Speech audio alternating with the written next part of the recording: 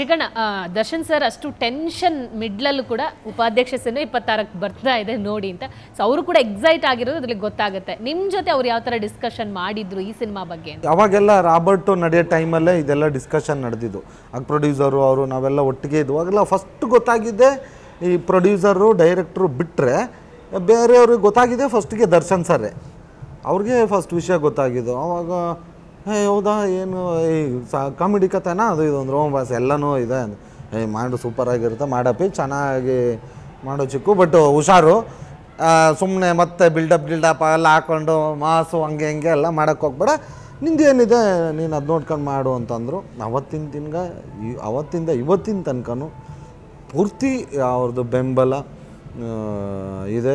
ಒಂಥರ ಅವರು ಬೆನ್ನಿಂದ ನಿಂತಿದ್ದಾರೆ ಅನ್ನೋದೊಂದು ಧೈರ್ಯನೂ ಇದೆ. ಯಶ್ ಅವರಿಗೂ ಕೂಡ ನೀವು ತೋರಿಸಿದ್ರಿ ಅಂದರೆ, ಸೊ ಅವರು ಈಗ ಟಾಕ್ಸಿಕ್ ಬ್ಯುಸಿಯಲ್ಲಿದ್ದಾರೆ, ಸೊ ನಿಮ್ಮ ಸಿನಿಮಾ ನೋಡ್ತಾರ ಅವರು ಅಂತ ಗೊತ್ತಿಲ್ಲ, ಹೇಳಿದ್ದಾರೆ. ಸದ್ಯಕ್ಕೆ ಕನ್ಫರ್ಮ್ ಆಗಿರೋರ್ದು ಅಷ್ಟೇ ಹೇಳ್ಬೋದು ನಾನು. ಈಗ ನನಗೆ ಶಿವಣ್ಣ ಟ್ರೈಲರ್ ರಿಲೀಸ್ ಮಾಡಿಕೊಟ್ರು, ಬಂದು 26ಕ್ಕೆ ಶಿವಣ್ಣ ನೋಡ್ತಾರೆ, 27ನೇ ತಾರೀಕು ಧ್ರುವ ಸರ್ಜಾ ಅವ್ರು ನೋಡ್ತಾರೆ, 30ನೇ ತಾರೀಕು ದರ್ಶನ್ ಸರ್ ನೋಡ್ತಾರೆ. ಇದಿಷ್ಟು ಅವ್ರು ಹೇಳಿದ್ರ ನಾನು ನೋಡ್ತೀನಿ ಅಂತ ಮಾತು ಹೇಳಿದಾರ ಯಶ್ ಅವರು? ಗೊತ್ತಿಲ್ಲ, ನೋಡ್ಬೋದೋ ನೋಡಿಲ್ಲ, ಇನ್ನೂ ನಾನು ಅವ್ರು ಬ್ಯುಸಿ ಇರೋದ್ರಿಂದ ನಾನು ಮಾತಾಡೋಕೆ ಹೋಗಿಲ್ಲ. ಮೇ ಬಿ ನೋಡ್ತಾರೆ, ನಾನು ಫಸ್ಟ್ ಪಿಕ್ಚರಲ್ಲೂ ನೋಡ್ಬೋದು ಅಂತ ಅಂದ್ಕೊಂಡಿದ್ದೀನಿ. ಟ್ರೈಲರ್ ಬಗ್ಗೆ ಏನಂದ್ರು? ಟ್ರೈಲರು ಸಖತ್ ಖುಷಿಪಟ್ಟು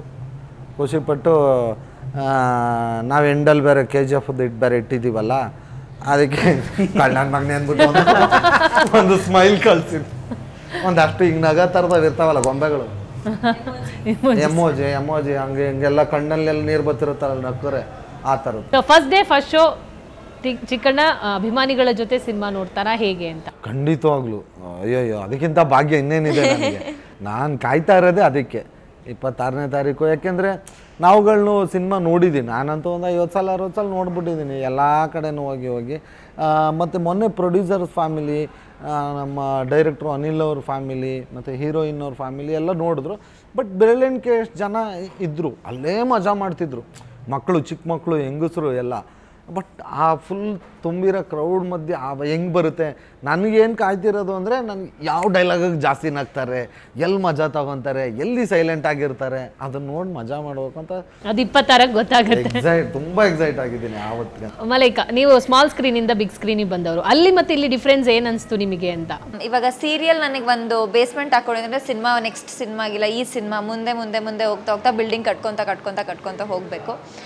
ಎರಡಕ್ಕೂ ಇವಾಗ ನಾನು ಸೀರಿಯಲ್ ಮಾಡಿ ಒಂದಿಷ್ಟು ಕಮ್ಮಿ ಟೈಮಲ್ಲಿ ಸಿನಿಮಾ ಬಂದಿದೆ ನನಗೆ, ಅದನ್ನು ನೀಟಾಗಿ ಜವಾಬ್ದಾರಿ ರೀತಿಯಲ್ಲಿ ನಾನು ಮುಂದುವರ್ಸ್ಕೊಂಡು ಹೋಗ್ತೀನಿ. ಧರ್ಮಣ್ಣ, ರಾಜಯೋಗದಿಂದ ಇವಾಗ ಹೀರೋ ಆದವ್ರು ನೀವು, ನಿಮ್ಮ ಪಕ್ಕದಲ್ಲಿ ಇನ್ನೊಂದು ಹೀರೋ ಕೂಡ ಕೂತಿದ್ದಾರೆ. ಸೊ ಇವಾಗ ಅವ್ರದ್ದೇ ಒಂದು ಸಿನಿಮಾ, ಇಬ್ರು ಹೀರೋಗಳು ಇಲ್ಲ, ಹೀರೋರೆಲ್ಲ ಹೀರೋಗಳೇ.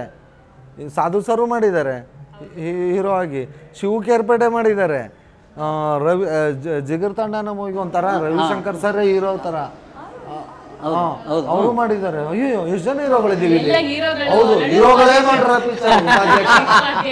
ಇವತ್ತು ಹೊಸದಾಗ. ಇಲ್ಲ, ಅದೇ ನಾವು ಸುಮಾರು ಕಡೆ ಹೇಳಿದ್ದೀನಿ ಕೂಡ, ಏನಂತಂದರೆ ಕಿರಾತಕ, ಅಧ್ಯಕ್ಷ, ರಾಜಾಹುಲಿ ಇವೆಲ್ಲ ಅಣ್ಣ ಮಾಡ್ಬೇಕಾರೆ ನಾವು ಅಂದ್ಕೊಂತಿದ್ವಿ ಎಷ್ಟು ಚೆನ್ನಾಗಿ ಮಾಡ್ತಾರೆ, ನಮ್ಮ ಹುಡುಗನ ಥರನೇ ನಮ್ಮ ತನನ ಎಷ್ಟು ಚೆನ್ನಾಗಿ ಸ್ಕ್ರೀನ್ ಮೇಲೆ ತೋರಿಸ್ತಾರೆ. ಆ ಬಾಡಿ ಲ್ಯಾಂಗ್ವೇಜ್ ಆಗಲಿ, ಡೈಲಾಗ್ ಡೆಲಿವರಿ ಆಗಲಿ, ಆ ಭಾಷೆ ಸೊಗಡಾಗಲಿ, ಅದೆಲ್ಲ ತುಂಬ ಚೆನ್ನಾಗಿತ್ತು. ನಾವು ಅವಾಗ ನಾಟಕ ಮಾಡ್ತಿದ್ವಿ, ಆ ಟೈಮಲ್ಲೇ ಅಂದ್ಕೊಂಡಿದ್ವಿ ಎಷ್ಟು ಸಖತ ಮಾಡ್ತಾರೆ ಅಂತ. ಅದ್ರ ಜೊತೆ ಮಾಡ್ತೀವಿ ಅಂತೆಲ್ಲ ಅವಾಗ ನಾವು ನಾಟಕ ಮಾಡ್ತಿದ್ವಲ್ಲ, ಗೊತ್ತಿರಲಿಲ್ಲ. ಖಂಡಿತವಾಗ್ಲೂ ಇದು ಹೆಮ್ಮೆ ಪಡೋ ವಿಚಾರ.